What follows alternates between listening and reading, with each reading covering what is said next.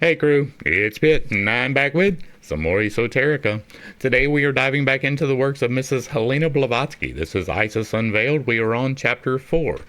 We're reading aloud and discussing as we go along the various points that are brought to light by the text. It's not the format for everyone, but some people seem to find enjoyment in it. So, you are more than welcome to tag along as we continue our exploration.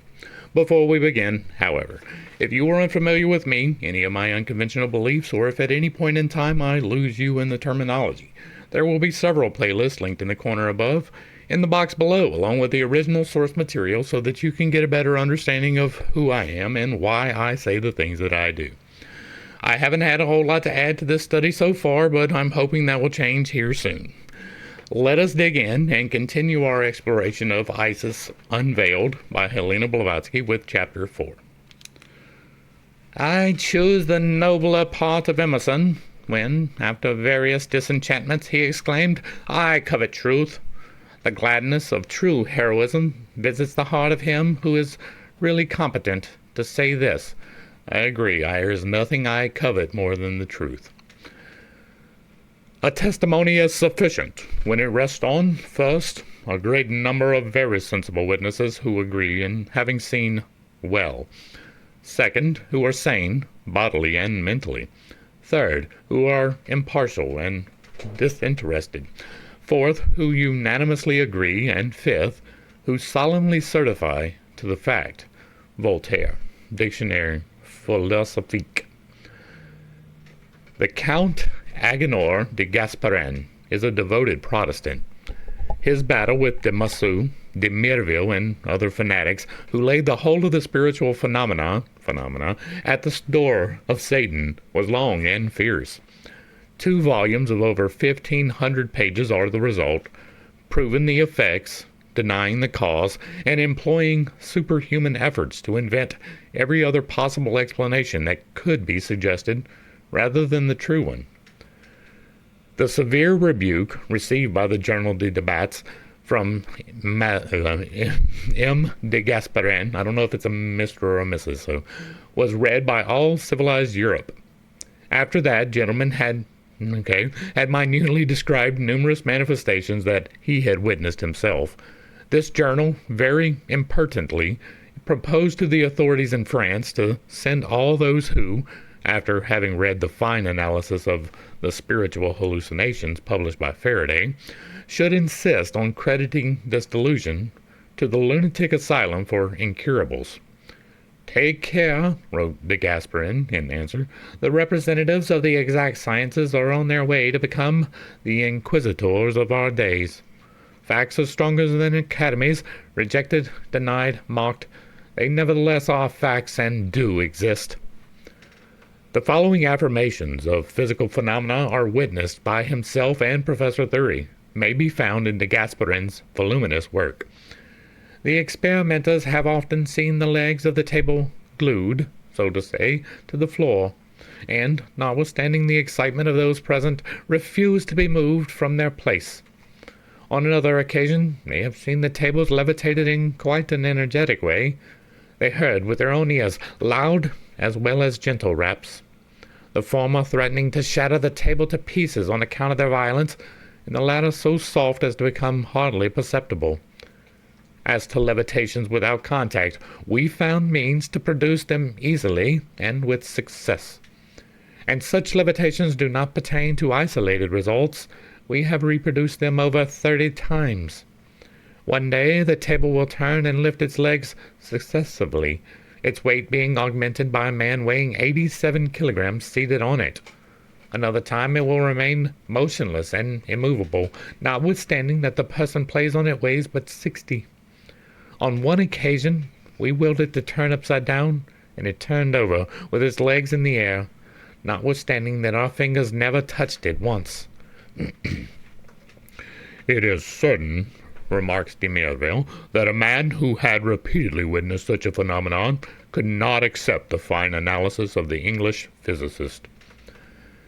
Since 1850, de Massue and de Mirville, uncompromising Roman Catholics, have published many volumes whose titles are cleverly contrived to attract public attention. Clickbait, before there was clickbait. They betray, on the part of the authors, very serious alarm, which, moreover, they take no pains to conceal.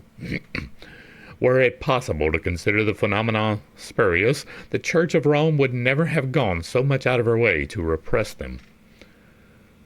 Both sides, having agreed upon the facts, leaving skeptics out of the question, people could divide themselves into two parties: the believers in the direct agency of the devil, and the believers in disembodied and other spirits. The fact alone that theology dreaded a great deal more the revelations which might come through this mysterious agency than all the threatening conflicts with science and categorical denials of the latter ought to have opened the eyes of the most skeptical. The Church of Rome has never been either credulous or cowardly, as is abundantly proved by the Machiavellianism which marks her policy. Moreover, she has never troubled herself much about the clever prestigitators whom she knew to be simply adepts in juggling. Robert Houdin, Comte, Hamilton, and Bosco slept secure in their beds, while she persecuted such men as Paracelsus, Caligostrio, and Mesmer, the Hermetic philosophers and mystics, and effectually stopped every genuine manifestation of an occult nature by killing the mediums. That sounds exactly like the Catholic Church. Those who are unable to believe in a personal devil and the dogmas of the Church must nevertheless accord to the clergy enough of shrewdness to prevent the compromising of her reputation for infallibility by making so much of manifestations, which, if fraudulent, must inevitably be someday exposed. But the best testimony to the reality of this force was given by Robert Houdin himself, the king of jugglers, who, upon being called as an expert by the Academy to witness the wonderful clairvoyant powers and occasional mistakes of a table, said, "We jugglers never make mistakes, and my second sight never failed me yet." The learned astronomer Babinet was not more fortunate in his selection of Comte, the celebrated ventriloquist, as an expert to testify against the phenomena of direct voices and the rappings. Comte, if we may believe the witnesses, laughed in the face of Babinet at the bare suggestion that the raps were produced by unconscious ventriloquism. The latter theory, worthy twin sister of unconscious celebration, caused many of the most skeptical academicians to blush. I don't know how to pronounce that precisely. Its absurdity was too apparent. The problem of the supernatural, says de Gasparin, such as was presented by the Middle Ages as it stands now, is not among the number of those we are permitted to despise. Its breadth and grandeur escape the notice of no one. Everything is profoundly serious in it, both the evil and the remedy, the superstitious recrudescency, and the physical fact which is destined to conquer the latter. Further, he pronounces the following decisive opinion, to which he came, conquered by the various manifestations, as he says to himself. The number of facts which claim their place in the broad daylight of truth has so much increased of late, that the two consequences one is henceforth inevitable. Either the domain of natural sciences must consent to expand itself, or the domain of the supernatural will become so enlarged as to have no bounds. Among the multitude of books against spiritualism emanating from the Catholic and Protestant sources, none have produced a more appalling effect than the works of de Mirville and Desmousseau. La magie aux Céciles, mores et pratiques des démons, hot phénoménons de la magie, les médiateurs de la magie, des spirits and de leurs manifestations, etc. They compromise the most cyclopedic biography of the devil and his imps that has appeared for the private dilection of good Catholics since the Middle Ages. According to the authors, he, who was a liar and a murderer from the beginning, was also the principal motor of spiritual phenomena. He had been for thousands of years at the head of the pagan theurgy, and it was he, again, who, encouraged by the increase of heresies, infidelity, and atheism, had reappeared in our century.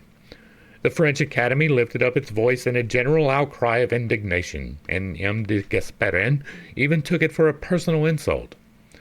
"This is a declaration of war, a levy of shields," wrote he in his voluminous book of Refutations. "The work of M. de Merville is a real manifesto. I would be glad to see it in it the expression of a strictly individual opinion, but in truth it is impossible.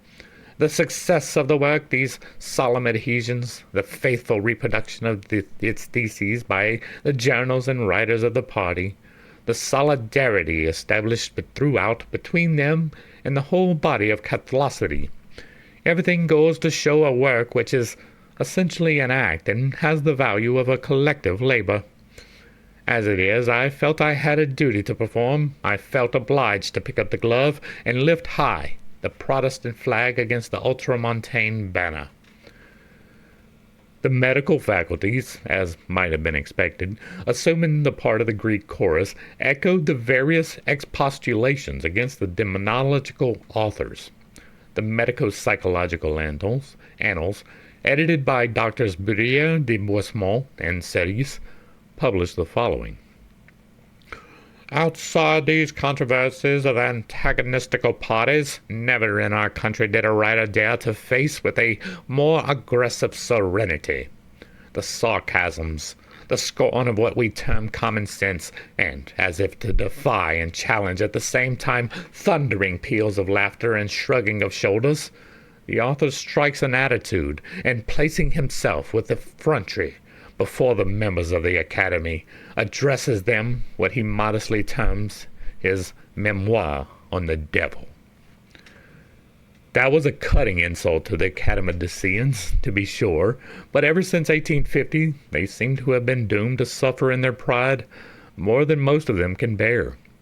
The idea of asking the attention of the 40 immortals to the pranks of the devil. They vowed revenge, and leaguing themselves together, propounded a theory which exceeded in absurdity even de Merville's demonolatry. Dr. Royer and Jobard de Lambel, both celebrities in their way, formed an alliance and presented to the Institute a German whose cleverness afforded, according to his statement, the key to all the knockings and rappings in both hemispheres. "We blush," remarks the Marquis de Merville, "to say that the whole of the trick consisted simply in the reiterated displacement of one of the muscular tendons of the legs. Great demonstration of the system in full sitting of the Institute and on the spot. Expressions of academical gratitude for this interesting communication. And a few days later a full assurance given to the public by a professor of the medical faculty that, scientists having pronounced their opinion, the mystery was at last unraveled." But such scientific explanations neither prevented the phenomenon from quietly following its course, nor the two writers on demonology from proceeding to expound their strictly orthodox theories. Denying that the Church had anything to do with his books, de Morceau gravely gave the Academy, in addition to his memoir, the following interesting and profoundly philosophical thoughts on Satan.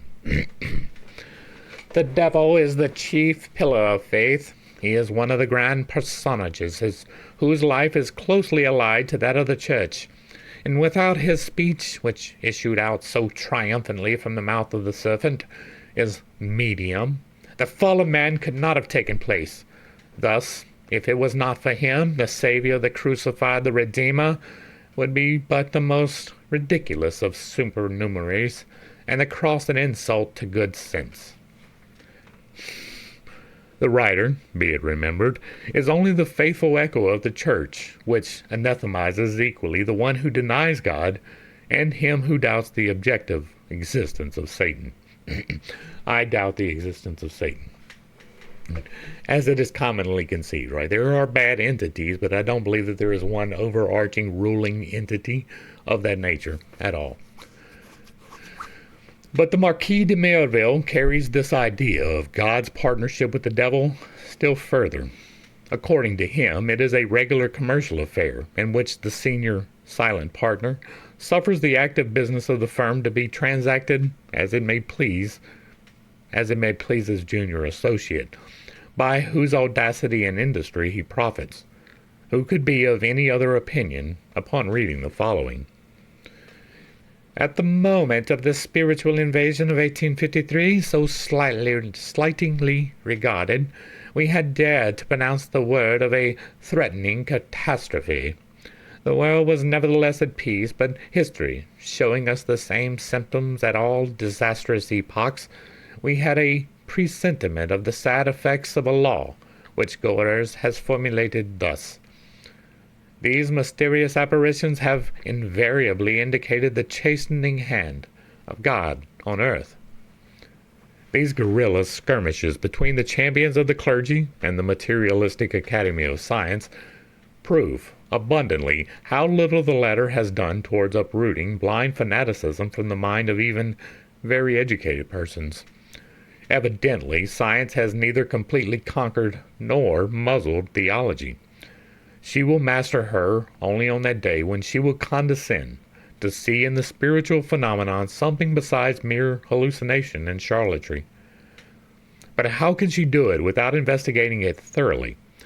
Let us suppose that before the time when electromagnetism was publicly acknowledged, the Copenhagen professor Oersted, its discoverer, had been suffering from an attack of what we call psychophobia or pneumotophobia. He notices that the wire along which a voltaic current is passing shows a tendency to turn the magnetic needle from its natural position to one perpendicular to the direction of the current. Suppose, moreover, that the professor had heard much of a certain superstitious people who use that kind of magnetized needles to converse with unseen intelligences, that they received signals and even held correct conversations with them by means of the tippings of such a needle, and that in consequence he suddenly felt a scientific horror and disgust for such an ignorant belief, and refused point-blank to have anything to do with such a needle. What would have been the result?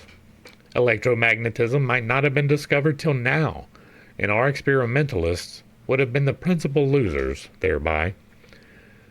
Babinet, Royer, and Joubert de Lembel, all three members of the Institute, particularly distinguished themselves in this struggle between skepticism and supernaturalism, and most assuredly have reaped no laurels. The famous astronomer had imprudently risked himself on the battlefield of the phenomenon. He had explained scientifically the manifestations, but, emboldened by the fond belief among scientists that the new epidemic could not stand close investigation nor outlive the year, he had the still greater impudence to publish 2 articles on them. As M. de Merville very wittily remarks, if both the articles had but a poor success in the scientific press, they had, on the other hand, none at all in the daily one. M. Babinet began by accepting a priori the rotation and movements of the furniture, which he declared to be ordres de doute. This rotation, he said, being able to manifest itself with a considerable energy, either by a very great speed or by a strong resistance, when it is desired that it should stop. Now comes the explanation of the eminent scientist. Gently pushed by little concordant implosions of the hands laid upon it, the table begins to oscillate from right to left. At the moment when, after more or less delay, a nervous trepidation is established in the hands, and the little individual impulsions of all the experimenters have become harmonized, the table is set in motion. He finds it very simple, for all muscular movements are determined over bodies by levers of the 3rd order, in which the fulcrum is very near to the point where the force acts. This, consequently, communicates a great speed to the mobile parts for the very little distance which the motor force has to run. Some persons are astonished to see a table subjected to the action of several well-disposed individuals in a fair way to conquer powerful obstacles, even break its legs when suddenly stopped. But that is very simple if we consider the power of the little concordant actions. Once more, the physical explanation offers no difficulty. In this dissertation, 2 results are clearly shown. the reality of the phenomenon proved and the scientific explanation made ridiculous. But M. Babinet could well afford to be laughed at a little. He knows, as an astronomer, that dark spots are to be found even in the sun. There is one thing, though, that Babinet has always stoutly denied, vis-a-vis the levitation of furniture without contact. De Merville catches him proclaiming that such levitation is impossible. Simply impossible, he says, as impossible as perpetual motion. Who can take upon himself, after such a declaration, to maintain that the word impossible, pronounced by science, is infallible? But the tables, after having waltzed, oscillated, and turned, began tipping and rapping. The raps were sometimes as powerful as pistol detonations. What of this? Listen. The witnesses and investigators are ventriloquists. De Merville refers to us to the Revue des Deux Mondes, in which is published a very interesting dialogue invented by M. Babinet, speaking of himself, to himself, like the Chaldean Ansoph of the Kabbalist. What can we finally say of all these facts brought under our observation? Are there such raps produced? Yes. Do such raps answer questions? Yes. Who produces these sounds? The mediums. By what means? By the ordinary acoustic method of the ventriloquist. But we were given to suppose that these sounds might result from the cracking of the toes and fingers. No, for when they would always proceed from the same point, and such is not the fact. Now, asked de Merville, what are we to believe of the Americans and their thousands of mediums who produce the same raps before millions of witnesses?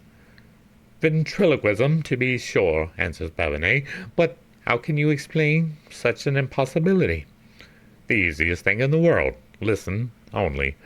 All that was necessary to produce the first manifestation in the first house in America was a street boy knocking at the door of a mystified citizen, perhaps with a leaden ball attached to a string. And if Mr. Weekman, the first believer in America, when he watched for the third time, heard no shouts of laughter in the street, it is because of the essential difference which exists between a French street Arab and an English or transatlantic one, the latter being amply provided with what we call a sad merriment, gaîté triste. Truly, says de Merville in his famous reply to the attacks of de Gasperin, Babinet, and other scientists, and thus, according to our greatest physicist, the tables turn very quickly, very energetically, resist likewise, and, as M. de Gasperin has proved, they levitate without contact. Said a minister, with 3 words of a man's handwriting, I take upon myself to have him hung. With the above 3 lines, we take upon ourselves, in our turn, to throw into the greatest confusion the physicist of all the globe, or rather to revolutionize the world. If, at least, M. de Babinet had taken the precaution of suggesting, like M. de Gasperin, some yet unknown law or force, for this would cover the whole ground. But in the notes embracing the facts and physical theories, we find that the acme of the consistency and logic of Babinet as an expert investigator on the field of spiritualism. It would appear that M. de Merville, in his narrative of the wonders manifested at the Presbytery de Seedville, was much struck by the marvelousness of some facts. Though authenticated before the inquest and magistrates, they were of so miraculous a nature as to force the demonological author himself to shrink from the responsibility of publishing them. These facts were as follows. At the precise moment predicted by a sorcerer, case of revenge, a violent clap of thunder was heard above one of the chimneys of the presbytery, after which the fluid descended with a formidable noise through that passage, threw down believers as well as skeptics, as to the power of the sorcerer, who were warming themselves by the fire, and, having filled the room with a multitude of fantastical animals, returned to the chimney, and having reascended it, disappeared after producing the same terrible noise. As, adds de Mirville, we were already but too rich in facts, we recoiled before this new enormity added to so many others.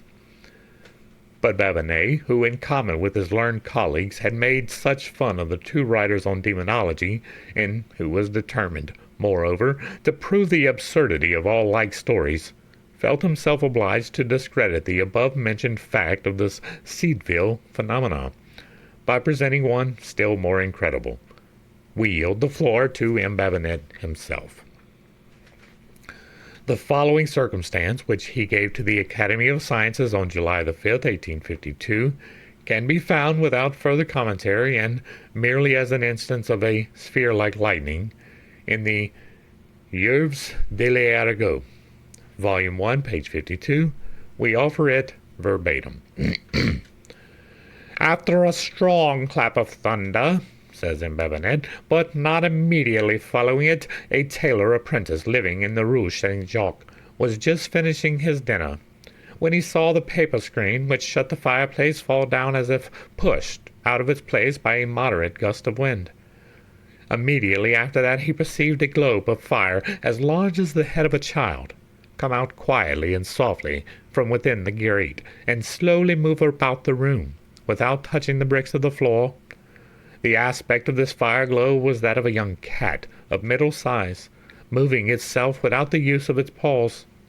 The fire globe was rather brilliant and luminous than hot or inflamed, and the tailor had no sensation of warmth. The globe approached his feet like a young cat which wishes to play and rub itself against the legs, as is habitual to these animals.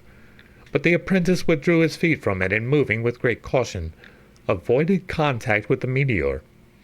The latter remained for a few seconds moving about his legs, the tailor examining it with great curiosity and bending over it. After having tried several excursions in the opposite directions, but without leaving the center of the room, the fire globe elevated itself vertically to the level of the man's head, who, to avoid its contact with his face, threw himself backwards on his chair.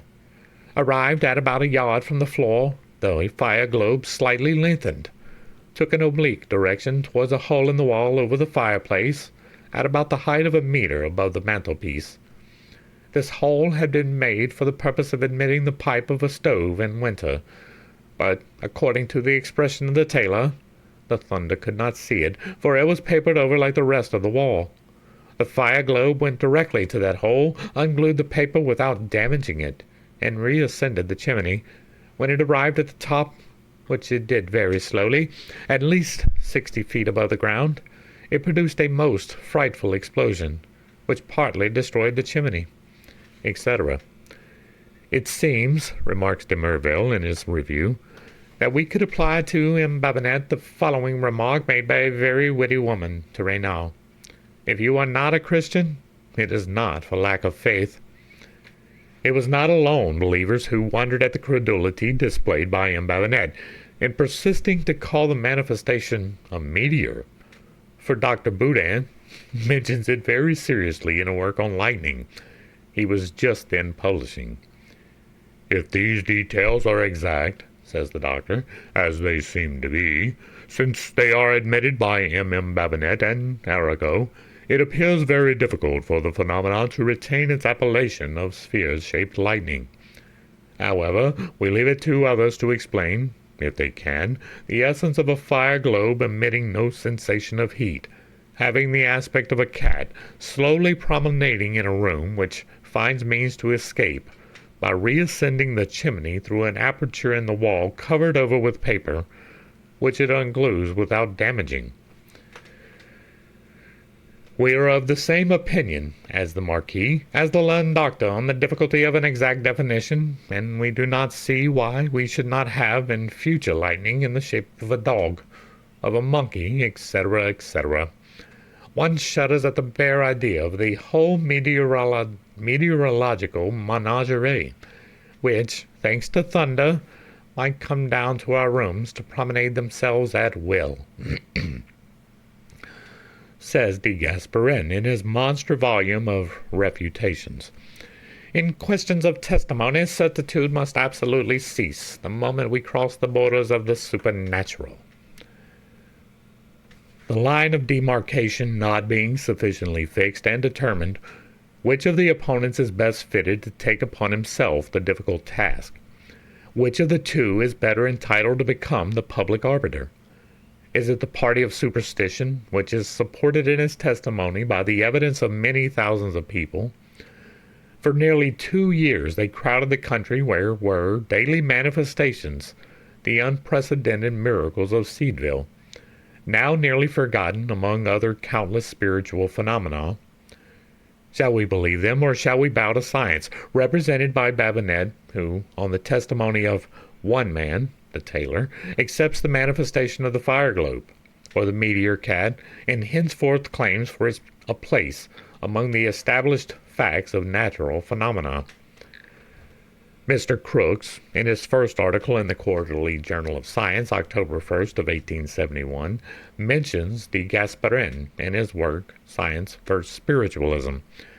He remarks that the author finally arrived at the conclusion that all these phenomena ought to be accounted for by the action of natural causes, and do not require the supposition of miracles, nor the intervention of spirits and diabolical influences.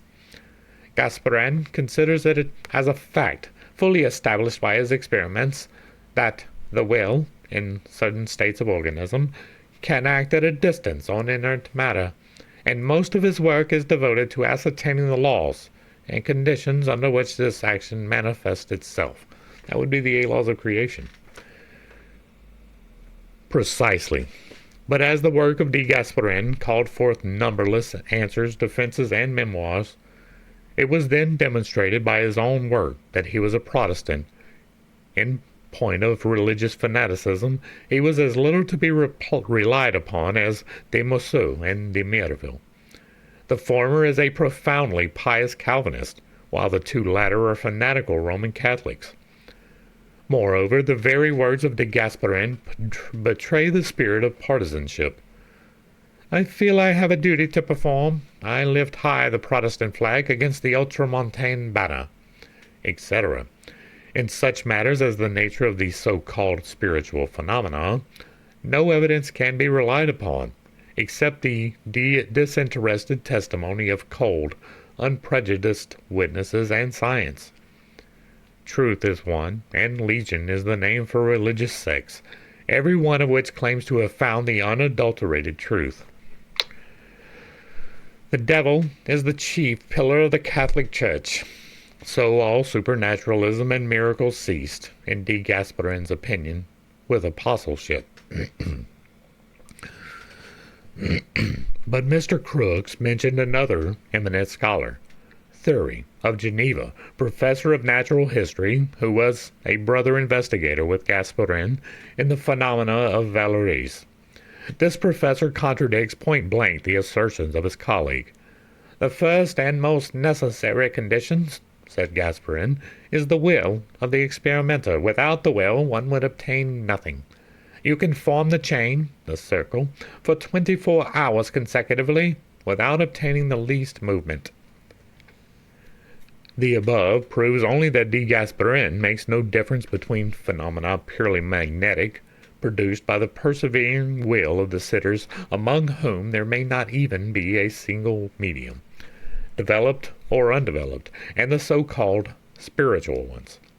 While the first can be produced consciously by nearly every person who has a firm and determined will, the latter overpowers the sensitive very often against his own consent, and always acts independently of him. The mesmerizer wills a thing, and if he is powerful enough, that thing is done. The medium, even if he had an honest purpose to succeed, may get no manifestations at all. The less he exercises his will, the better the phenomenon. The more he feels anxious, the less he is likely to get anything. To mesmerize requires a positive nature. To be a medium, a perfectly passive one. This is the alphabet of spiritualism, and no medium is ignorant of it. The opinion of Thury, as we have said, disagrees entirely with Gasperin's theories of willpower. He states in so many plain words in a letter, in answer to the invitation of the Count to modify the last article of his memoir. As the book of theory is not at hand, we translate the letter as it is found in the resume of de Mirville's defense. Theory's article, which so shocked his religious friends, related to the possibility of the existence and intervention of those manifestations of wills other than those of men and animals. I feel, sir, the justness of your observations in relation to the last pages of this memoir. They may provoke a very bad feeling for me on the part of the scientist in general. I regret it the more as my determination seems to affect you so much. Nevertheless, I persist in my resolution because I think it a duty, to shirk which would be a kind of treason. If, against all expectations, there was some truth in spiritualism, by abstaining from saying on the part of science, as I conceive it to be, that the absurdity of the belief in the intervention of spirits is not yet demonstrated scientifically, for such is the resume and the thesis of the last pages of my memoir.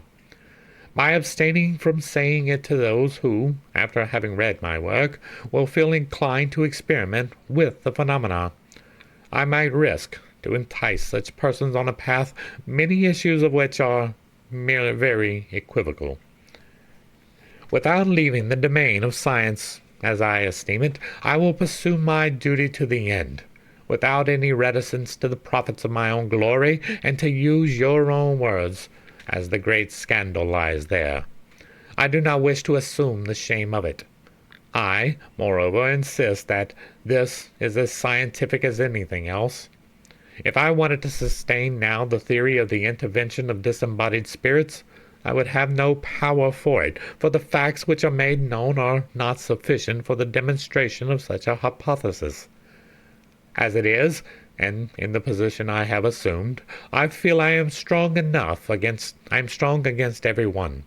Willingly or not, all the scientists must learn, through experience and their own errors, to suspend their judgment as to things which they have not sufficiently examined. The lesson you gave them in this direction cannot be lost. Geneva, 21 December 1854. Let us analyze the above letter and try to discover what the writer thinks, or rather what he does not think of this new force. One thing is certain, at least.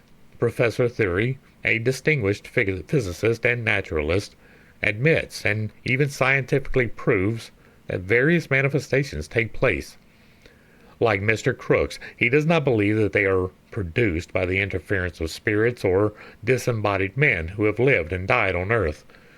For he says in his letter that nothing has demonstrated this theory. He certainly believes no more in the Catholic devils or demons, for de Mirville, who once quotes this letter as a triumphant proof against de Gasperin's naturalistic theory, once arrived at the above sentence, hastens to emphasize it by a footnote, which runs thus.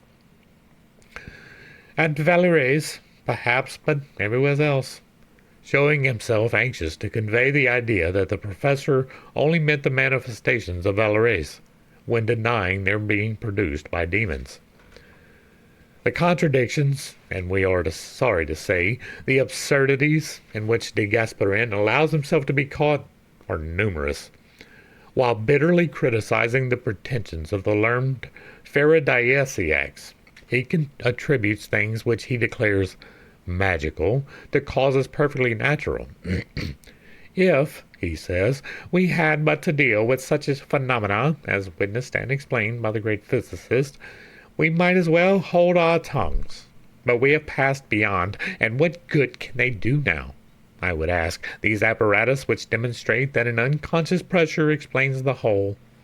It explains all, and the table resists pressure and guidance. It explains all, and a piece of furniture which nobody touches follows the fingers pointed at it.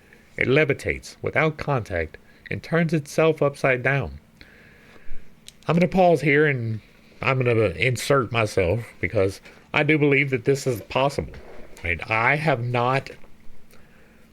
no experience with doing this. But what I do is I manipulate the electromagnetic forces of creation through the sheer force of will. You may not believe that, but I do, and that is perfectly fine. You don't have to. I'm not here to convince you. I have taken a small measure of that control, the electromagnetic forces of creation being the Holy Spirit which permeates everything. You can take a small measure of control of that energy and move it within yourself at a minimum. I have, at least in my own estimation, done so outside of myself on a couple of occasions. It is something that I am reticent to do because of the implications that reverberate from such use. But I fully believe that it is possible, especially if you have a room full of people convinced that it is possible. It is almost a certainty that it will happen. And what he is saying here is not that they had their hands on the table, but that they just pointed at it. And everybody decided at the same time that it needs to move in this particular way, and it did. I have no doubt whatsoever that that is a possibility. I do not also attribute that to demons. I don't attribute that to spirits or nymphs or silkies or anything of that nature. I have opened myself up to those type of things, and I have received zero results of it. That doesn't mean that they don't exist. It just means that they have not contacted me. But I have taken a small measure of control of those electromagnetic forces. I have, through the sheer force of my will, done things, right? That is, by the grace of God. I never want to get it twisted, but the decision was mine. The movement of the energies was me choosing to do so, and it had positive effects, at least within myself. And so I find myself on the side of these things can happen, but they don't have to be explained by demons or devils. Electromagnetism is actually probably the best explanation, and it does not mean that it has to be metallic, right? The forces of magnetism are something that we are beginning to understand. We do not have a full mastery of. If you don't believe that, then you don't know anything at all about magnetism, because we cannot even explain the phenomenon correctly. And that's myself included. That doesn't mean that what we see in a lodestone or a magnet is exactly what we are doing within ourselves. We could be keying to a specific frequency which would allow us to manipulate things.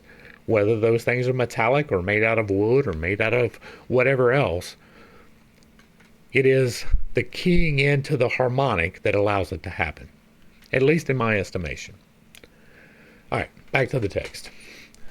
But for all that, he takes upon himself to explain the phenomenon. People will be advocating miracles, you say, magic. Yes, I am. Every new law appears to them as a prodigy. Calm yourselves. I take upon myself the task to quiet those who are alarmed. In the face of such phenomena, do we not cross all the boundaries of natural law? Most assuredly we do not, but can the scientists assert that they have in their possession the keys to such a law? Mr. de Gasperin thinks he has. Let us see. I do not risk myself to explain anything. It is no business of mine.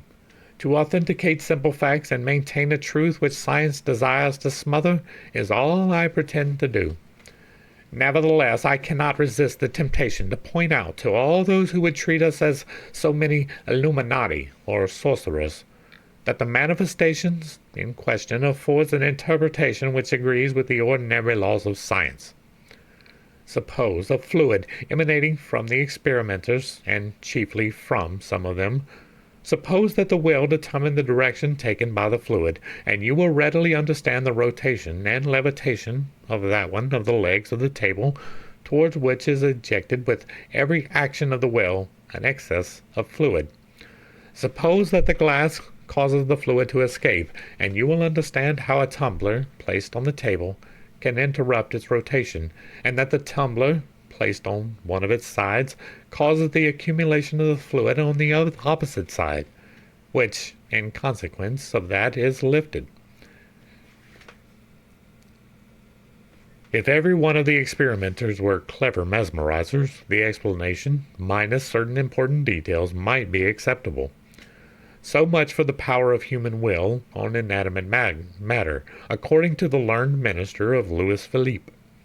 But how about the intelligence exhibited by the table? What explanation does he give as to answers obtained through the agency of this table to questions? Answers which could not possibly have been reflections of the brain of those present, one of the favorite theories of de Gasperin. For their own ideas were quite the reverse of the very liberal philosophy given by this wonderful table. On this he is silent, anything but spirits, whether human, satanic, or elemental. And I don't have a good explanation for that. It can be the unconscious web, right? There is the what is termed the Akashic records, right? That is a name that is put on it. Doesn't necessarily have to be the correct designation, but it's an easily recognizable one. I have personally began the explorations of these records as well. And if you don't know, you haven't been here long, but I have aphantasia. It is the inability to visualize anything willfully. Up until a few weeks ago, could not close my eyes and do anything. All I saw was a gray field. Here recently, through the healing that I am doing, using my electromagnetic powers, I can see colors and change them for the first time in my life. It is not something that has ever been a thing. But these records, I have been able to access briefly and see things, right? They are outside of myself. They are something that I do not have full mastery of, so I can't really talk about them authoritatively as if I would, like I do with the moving the energy, right? That I know because I have done it and it has had effects.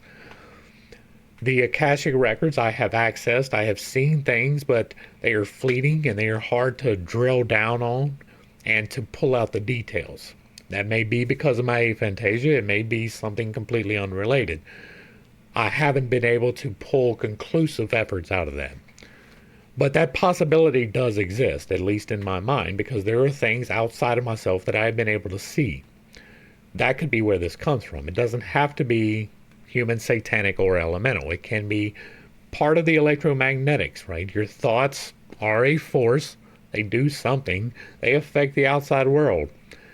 It is entirely possible that those thoughts get written into the record and that you have access to them. And that's what I want to point out in this, is that I have at least seen the records, right? I haven't been able to pull anything from them, but I have seen them, and I don't have a doubt about that. All right, back to the text. Thus, the simultaneous concentration of thought and the accumulation of fluid will be found no better than the unconscious celebration and psychic force of other scientists. We must try again, and we may predict beforehand that the 1,001 theories of science will prove of no avail until they will confess that this force, far from being a projection of the accumulated wills of the circle, is, on the contrary, a force which is abnormal, foreign to themselves, and supra-intelligent. Professor Thury, who denies the theory of departed human spirits, rejects the Christian devil doctrine, and shows himself unwilling to pronounce in favor of Crookes' theory, the sixth, that one of the Hermeticists and ancient theurgists adopts the one which, he says in his letter, is the most prudent, and makes him feel strong against everyone. Moreover, he accepts as little of de Gasperin's hypothesis of unconscious willpower. This is what he says in his work. As to the announced phenomena, such as the levitation without contact and the displacement of furniture by invisible hands, unable to demonstrate their impossibility a priori, no one has the right to treat as absurd the serious evidences which affirm their occurrence. As to the theory proposed by M. de Gasperin, Thury judges it very severely. While admitting that in the experiment of Valéry's, says de Mireville, the seat of the force might have been in the individual, and we see that it was intrinsic and extrinsic at the same time, and that the will might be generally necessary, he repeats but what he has said in his preface, to wit, M. de Gasperin presents us with crude facts, and the explanation following he offers for what they are worth. Breathe on them, and not many will be found standing after this. No, very little, if anything, will remain of his explanations. As to facts, they are henceforth demonstrated.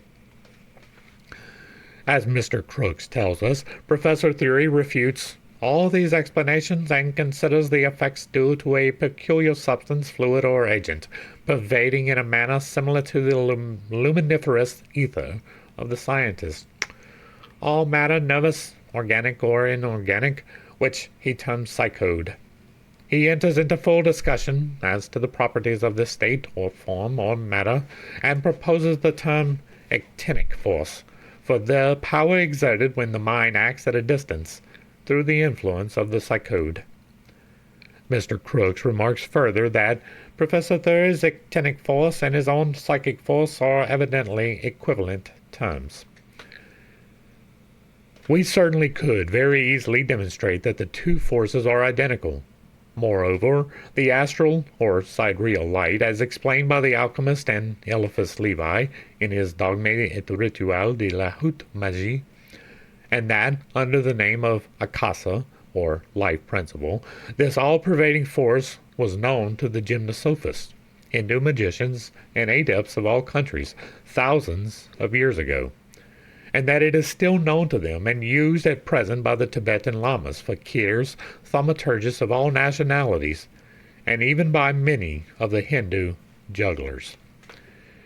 In many cases of trance, artificially induced by mesmeration, it is also quite possible and even quite probable that the spirit of the object which acts under the guidance of the operator's will. But if the medium remains conscious and psychophysical phenomena occur which indicate a directing intelligence, then, unless it be conceded that he is a magician, he can project as double. Physical exhaustion can signify nothing more than nervous prostration. The proof that he is the passive instrument of the unseen entities controlling occult potencies seem conclusive. Even if Theory's actinic and Crookes' psychic forces are substantially of the same derivation, the respective discoverers seem to differ widely as to the properties and potencies of this force, while Professor Theory candidly admits that the phenomena are often produced by wills not human, and so, of course, gives a qualified endorsement of Mr. Crookes' theory. Number 6. The latter, admitting the genuineness of the phenomena, has, as yet, produced no definite opinion as to their cause. Thus, we find that neither M. Theory, who investigated these manifestations with de Gasperin in 1854, nor Mr. Crookes, who conceded their undeniable genuineness in 1874, have reached anything definite. Both are chemists, physicists, and very learned men. Both have given all their attention to the puzzling question, and besides these two scientists, there were many others who, while coming to the same conclusion, have hitherto been unable to furnish the world with a final solution. It follows, then, that in 20 years, none of the scientists have made a single step towards the unraveling of the mystery, which remains as immovable and impregnable as the walls of an enchanted castle in a fairy tale. Would it be too impertinent to surmise that perhaps our modern scientists have got in what the French term un cercle vicieux, that, hampered by the weight of their materialism and the insufficiency of what they name the exact sciences, to demonstrate to them tangibly the existence of a spiritual universe, peopled and inhabited much more than our visible one, they are doomed forever to creep around inside that circle, unwilling rather than unable to penetrate beyond its enchanted ring, and explore it in its length and breadth. It is but prejudice which keeps them from making a compromise with well-established facts, and seek alliance with such expert magnetists and mesmerists as were Despotet and Regazzoni. What, then, is produced from death? Inquired Socrates of Thebes.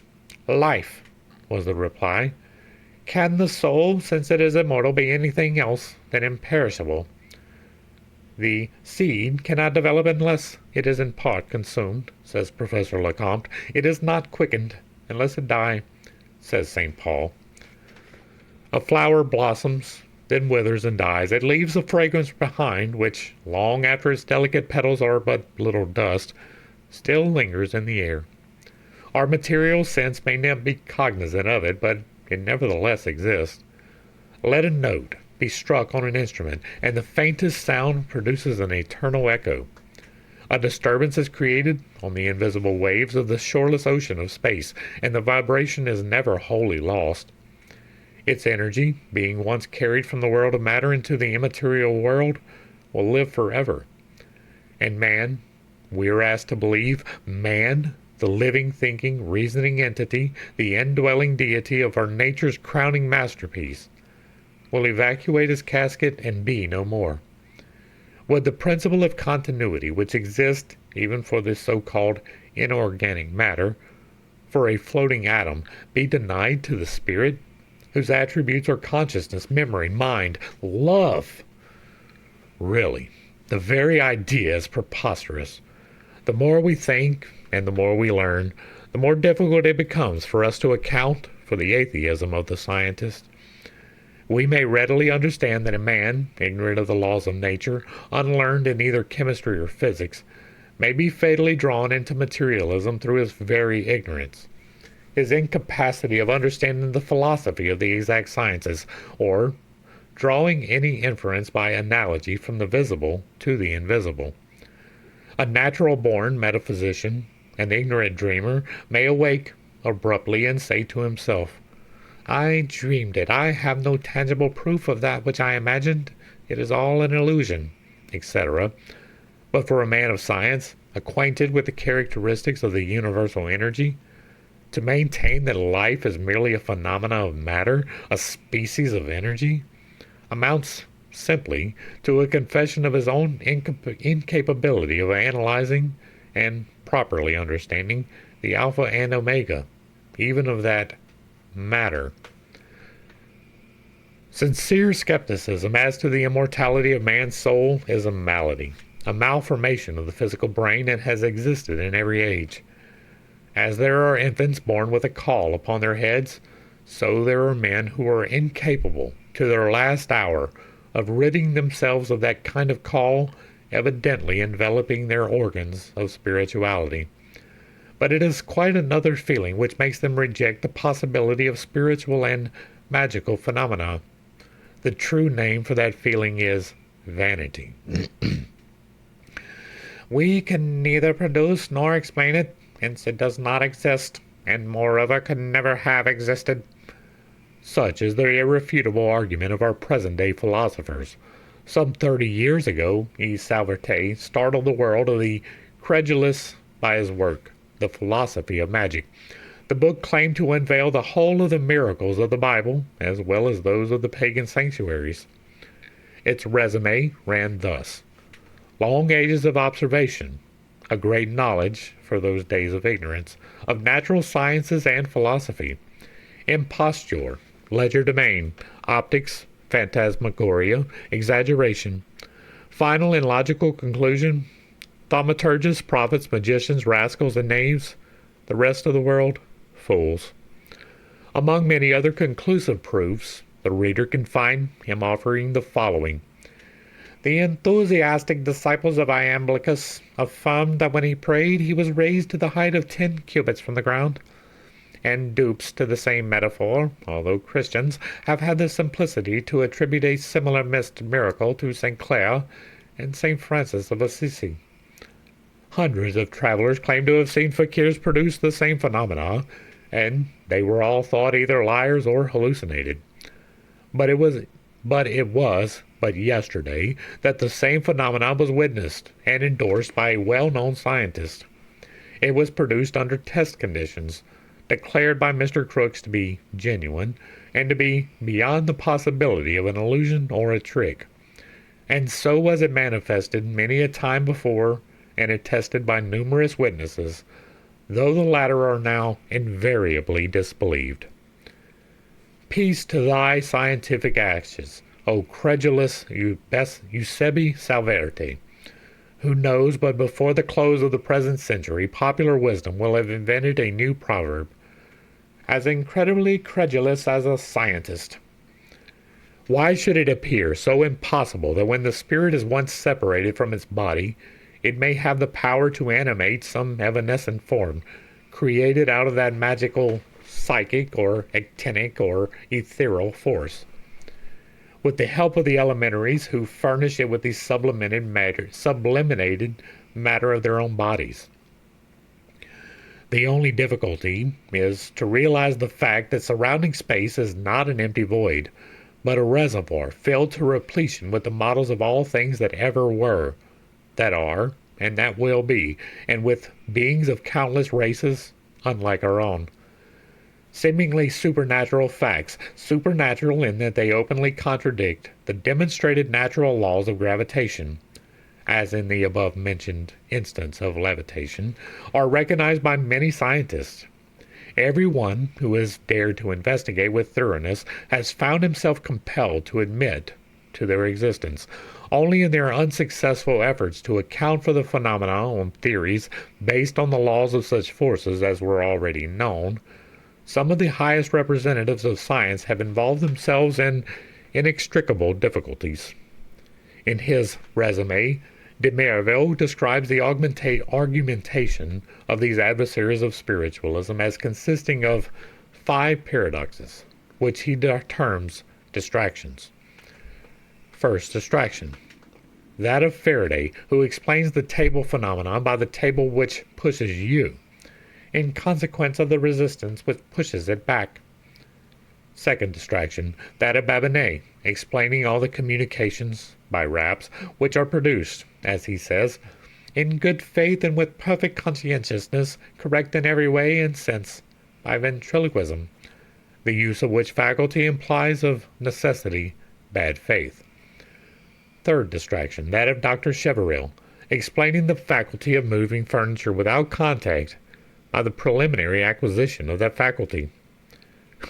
Fourth distraction, that of the French Institute and its members who consent to accept the miracles on condition that the latter will not contradict in any way those natural laws with which they are acquainted. And fifth distraction, that of M. de Gasperin, introducing as a very simple and perfectly elementary phenomenon that which everyone rejects, precisely because no one ever saw the like of it.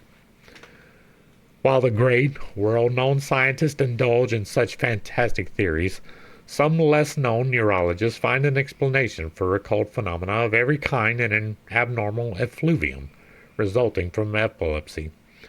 Another would treat mediums, and poets too, we may infer, with asphophobia and pneumonia, and declare every one of the believers in spiritual manifestations lunatics and hallucinated mystics. To the latter lecturer and professed pathologist is commended the sensible bit of advice to be found in the New Testament. Physician, heal thyself.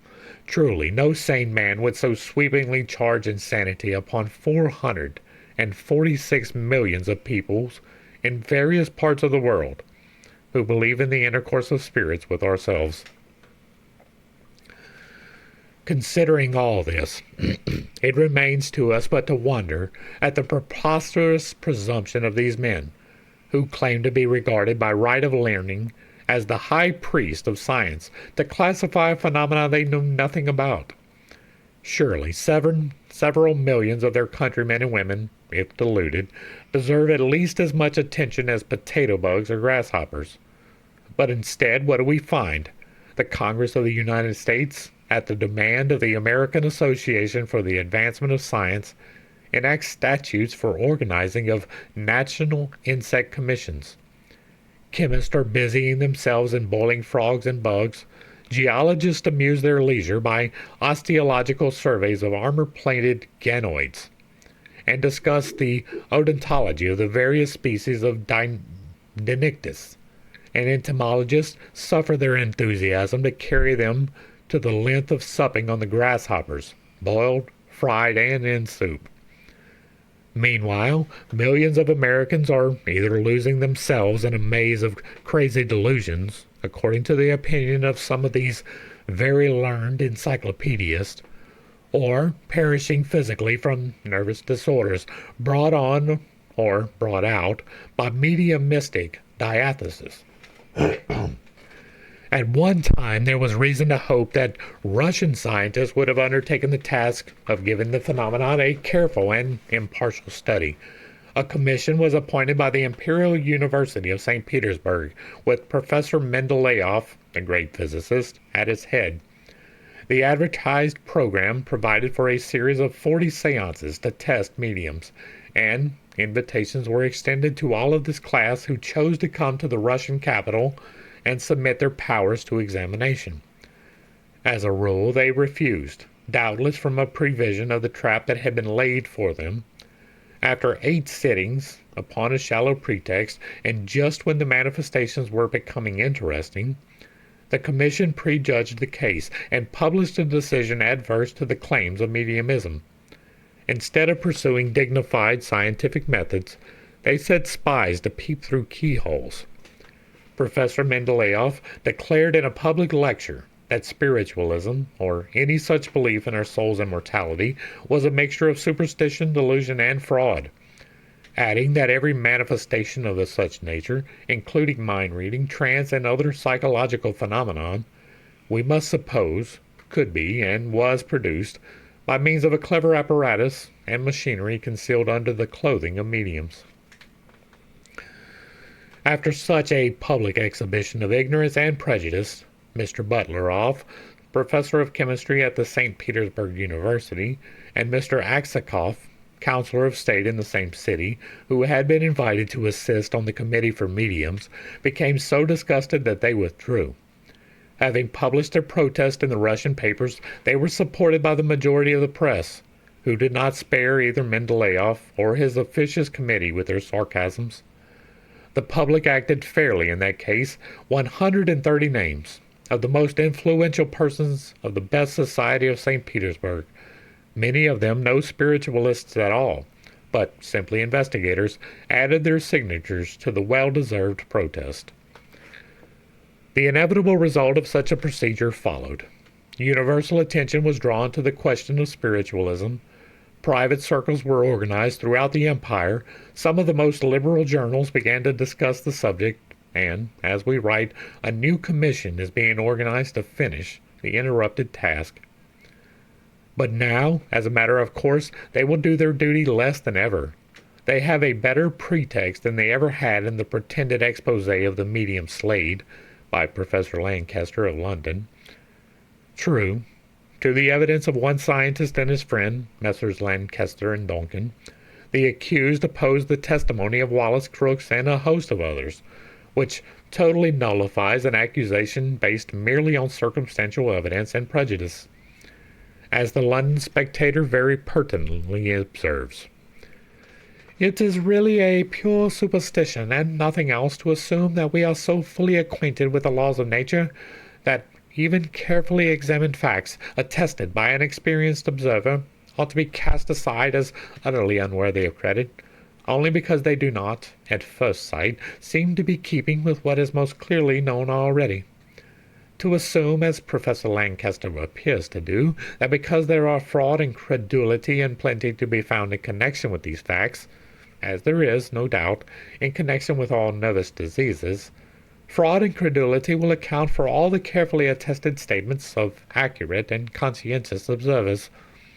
It is to saw away at the very branch of the tree of knowledge on which inductive science necessarily rests, and to bring the whole structure toppling to the ground.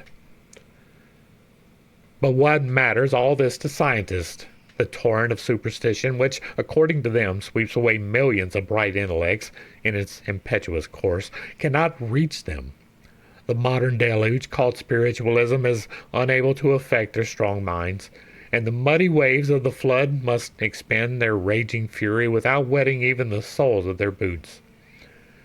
Surely it must be but traditional stubbornness on the part of the Creator that prevents him from confessing what a poor chance his miracles have in our day by blinding professed scientists.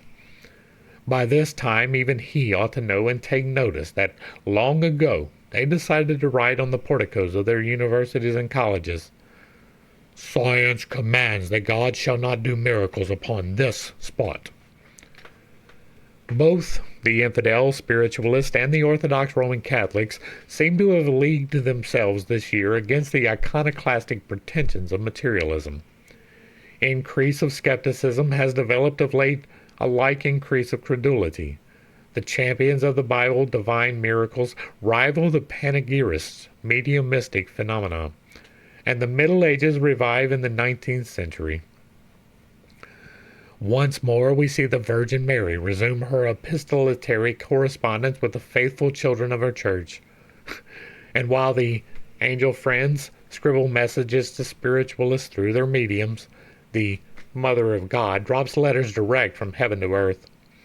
The shrine of Notre Dame de Lourdes has turned into a spiritualistic cabinet for materializations, while the cabinets of popular American mediums are transformed into sacred shrines, into which Muhammad, Bishop Polk, Joan of Arc, and other aristocratic spirits from over the dark river, having descended, materialize in full light. And if the Virgin Mary is seen taking her daily walk in the woods about Lourdes in full human form, why not the Apostle of Islam or the late Bishop of Louisiana? Either both miracles are possible, or both kinds of these manifestations, the divine as well as the spiritual, are errant impostures. Time alone will prove which, but meanwhile, as science refuses the loan of her magic lamp to illuminate these mysteries, common people must go stumbling on whether they be mired or not. The recent miracles at Lourdes having been unfavorably discussed in the London papers, Monsignor Capel communicates to the Times the views of the Roman Church in the following terms.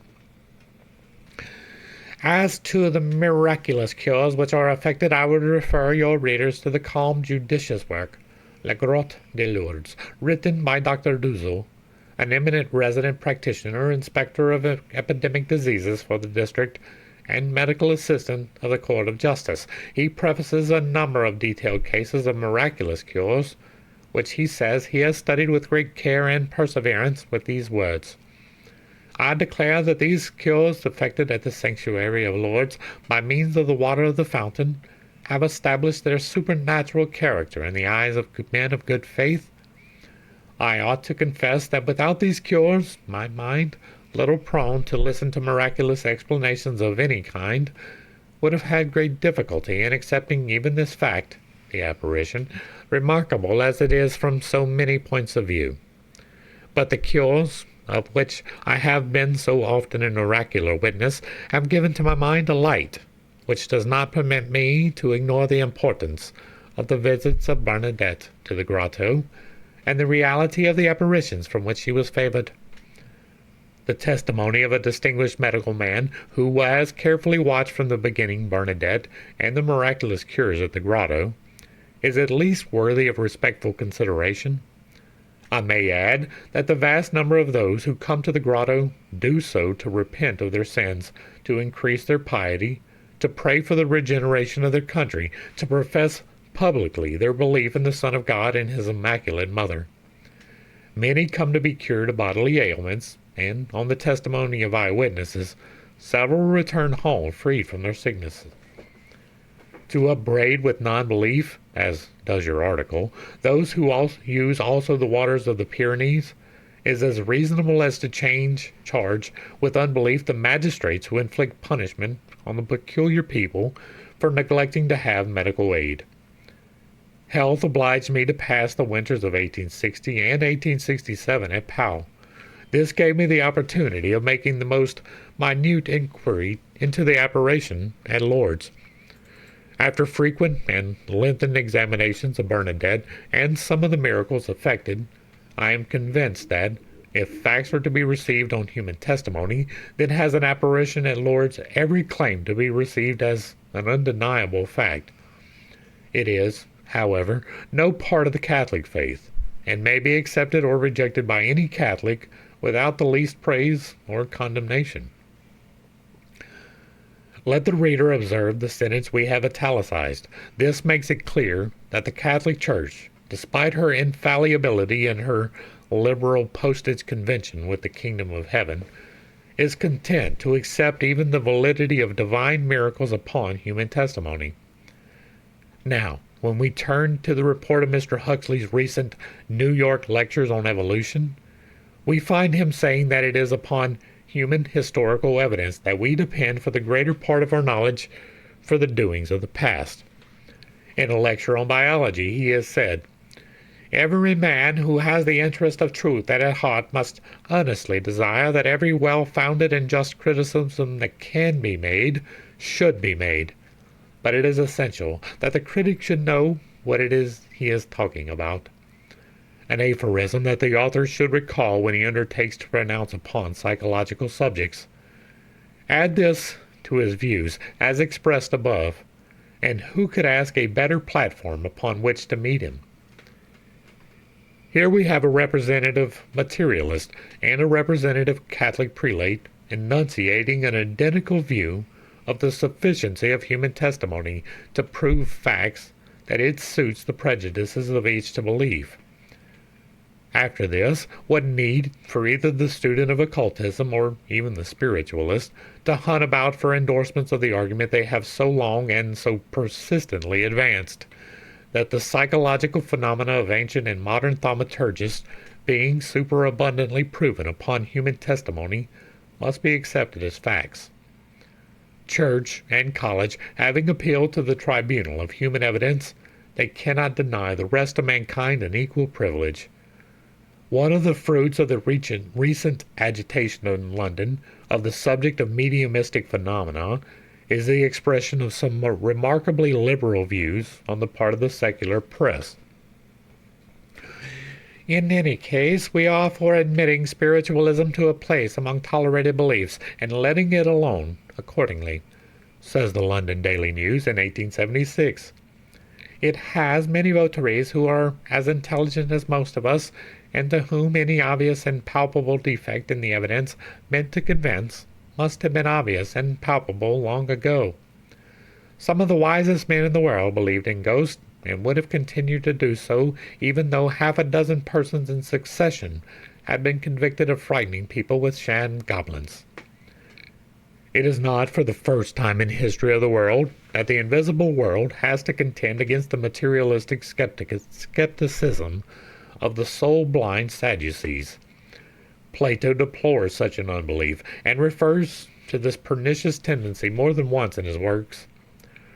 From Kapila, the Hindu philosopher, who many centuries before Christ demurred to the claim of the mystic yogins, that in ecstasy a man has the power of seeing deity face to face and conversing with the highest beings, down to the Voltairians of the 18th century, who laughed at everything that was held sacred by other people.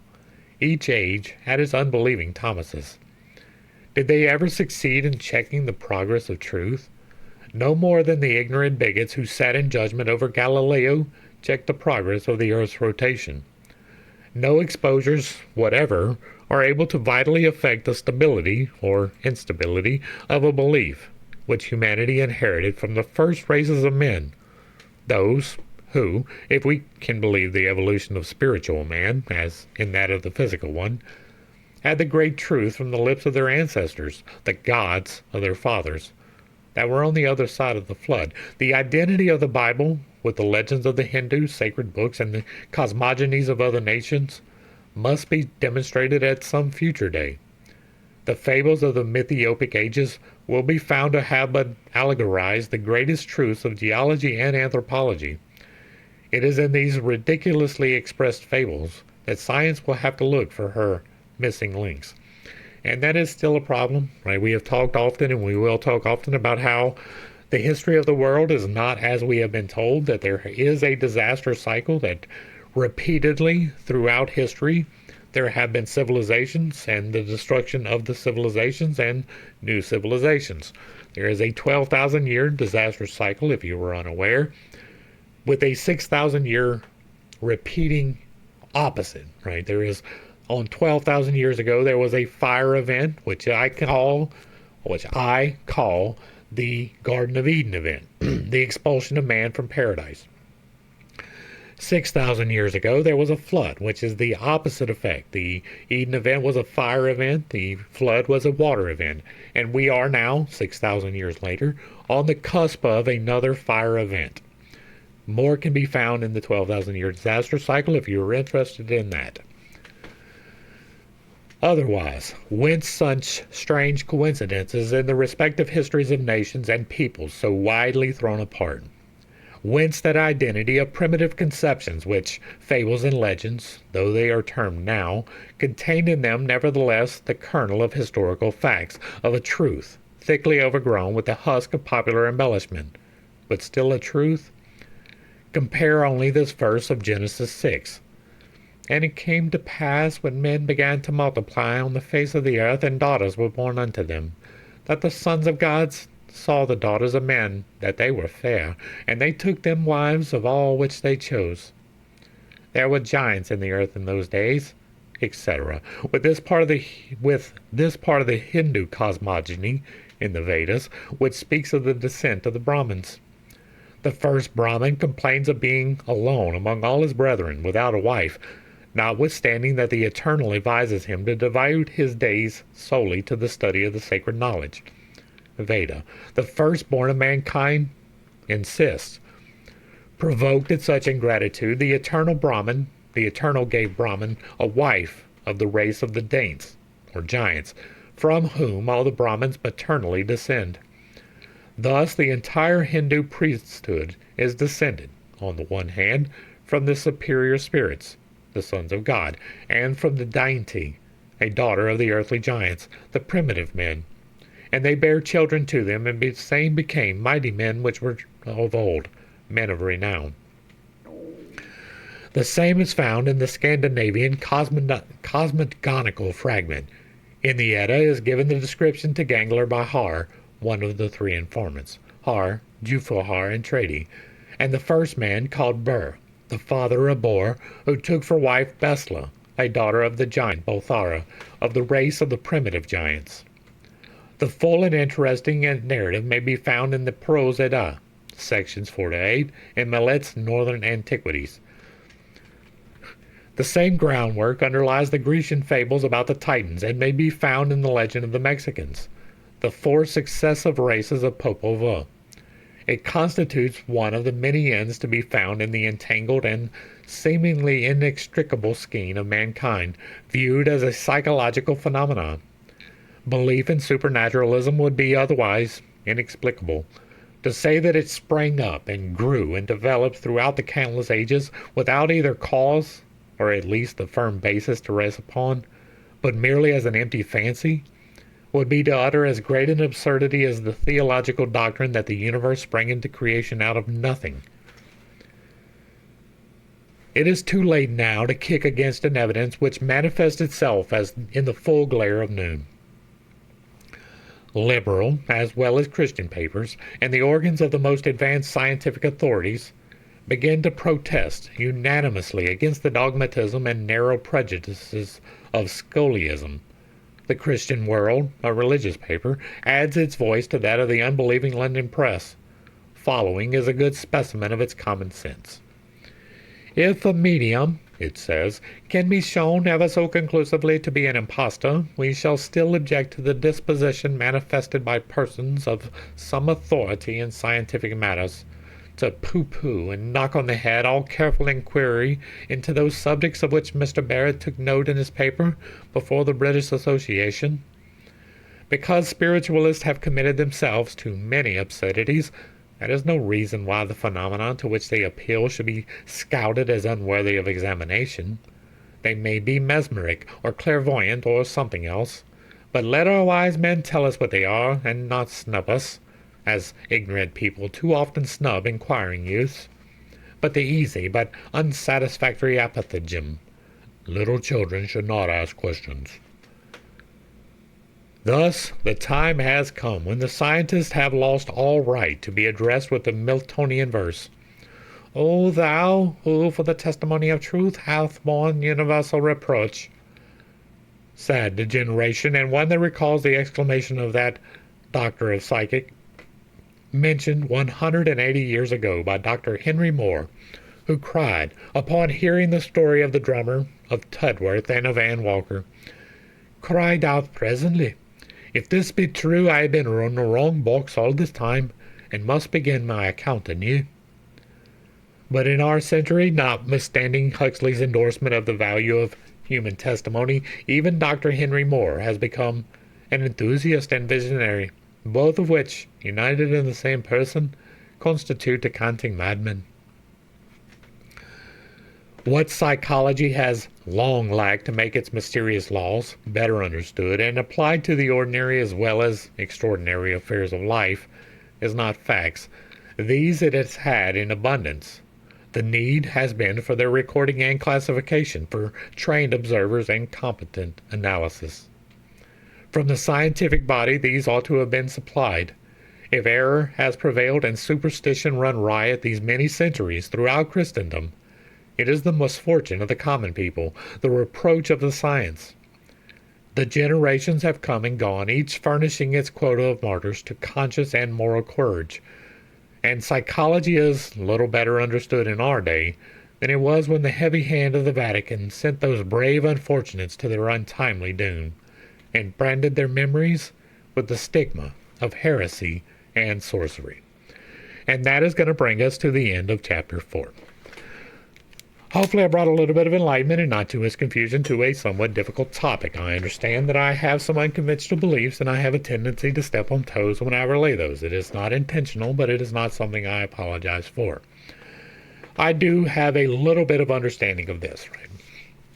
I believe that it is entirely possible that this is the Holy Spirit in action, right? You have the ability to manipulate things both within and without of yourself. The strengthening of that ability, in my estimation, comes from prayer, fasting, and meditation. It comes from applying yourself to the actual practical doing of the thing. I have effected change within my body. I have removed a cyst from my throat. I have healed my shoulder unintentionally. I am healing myself in a variety of other ways.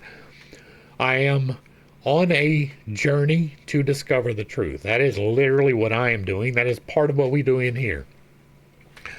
We read through these works so that I can talk about the parts that I know about, right? Some of this I do know about, but for the most part, again, I don't have any contravening evidence, right? I have opened myself up to all of the entities. Anything that is aligned for good or for the growth of humankind, the truth, so to speak, I have opened myself up to, and I have met none, right? None of them have taken up the offer. I have been doing it fairly regularly for the last couple of weeks. It could start today, it could start in a month, I don't know. Lack of evidence is not evidence of lack, and that is the main problem that these scientists have. They think because they cannot measure something that they don't believe in, that it is untrue, and that is simply foolish. You don't have to believe in something for it to be true. People are out there that believe the earth is flat. They believe there is a firmament. They believe that space does not exist. They think that there are no extrasolar entities. There are people that believe all kinds of things that we know to be true, right? We know that space is real. We have been there. You don't have to believe that. That's fine, right? I'm not here to convince you of things. I'm here to tell you about things. Space is real. We are on a globe. There is no firmament. Entities are possible. I haven't met them, right? I have had, that's what a caveat, because I have had one real visit, right? I saw an angel at one point in my life. The angel came, told me that I would spread the word of God, and then left. There was no conversation. It was quite a brief encounter, and it was something. It was a long time before I told anybody about that. I also have been pulled out of my body several times, but of one particular note, I was inducted, right? I was given a guided tour of the entirety of the universe. I saw creation happen. I saw the interconnectedness of all things. Everything is connected through the electromagnetic forces of creation. There are ties between you and other things. Me and my spouse have a tie. Me and my pets have a tie. All of these things are tied through the ether or the electromagnetic forces of the Holy Spirit. but I was also inducted, but not by an entity, right? There was a voice that is as close to an entity as it is possible, and it told me that I was part of the order of Melchizedek. But it did not expound upon that further, and there were no questions that I asked. So there was no intercourse there either. That doesn't mean that it would not have been possible if I'd have had the presence of mind, or if I would have asked the right questions. That is not to say that it wasn't possible. Those caveats are subjective to me because they are not confirmed, right? There has been no repeat of the pattern. If there's no repeat of the pattern, it can be just an anomaly. It could be a figment of my imagination. I don't believe that. I really don't. I believe that both of those incidents happened. That the other times I've been outside of my body, I believe that has happened too. I don't have the ability to make it up, right? I could say it, but that is a whole different thing than me seeing it and believing that I made it up. I don't have the capacity to close my eyes and envision a thing.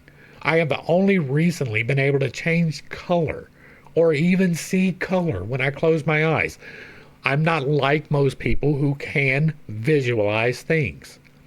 So when I visualize something, when something appears to me, it has extra weight because I can't do it on my own. And again, this is one of those things I cannot give you my experience of. I can relay it, you can hear it, but you don't have to believe it. I'm not here to convince you. I'm here to tell you that this thing happened. This is how it happened, and this is what I think about it. It is entirely possible that it was a delusion of my own mind. I fully hold that in my mind while I still believe it. I am still, to this day, 20 years later, searching for corroborating evidence. And the closest thing I've got is the fact that I have healed myself. That I have affected the weather, at least on one occasion. That I have affected other people in my life through the manipulation of these forces. That is the part that I know, right? I know that I have done these things. Is it possible that you can put me in a machine and to read those? Maybe. I've never tried it. Is it possible that you could put me in that same machine and never read those? Possibly. I've never tried it. Either one of those two options are equally possible, but even if you cannot measure it, I know that it's true. That is the point of these studies. It is me relaying to you as clearly as I possibly can the things by which I know. I tell you when I suppose things, I tell you when I am guessing, I tell you when I am making an extrapolation, and I tell you the things that I know. I know that I can manipulate the electromagnetic forces of creation, whether that is the ether or any of these other names that they give it. Doesn't matter. It is something that I know happens. And if there is no way to measure it, that just means that we haven't found the way to measure it. Doesn't mean that it doesn't happen. Evidence or lack of evidence is not evidence of lack. And that's where we're going to go ahead and end this one. If you like what I'm doing over here, let me know down below. Give me a like, share, and a sub. Throw me a comment if you agree or disagree. If it remains respectful, it gets to remain up. If there is another work along these lines that you would like to see me discuss, drop that in the comments as well. And if you really like what I'm doing, hit me with that super thanks. To the crew, thanks for hanging out. I appreciate every single minute that you are here with me, and I am praying for you every single day. Until next time, I love you. God loves you. You are perfect, whole, and complete, just the way that you are. And this has been Pitt's Take. Peace.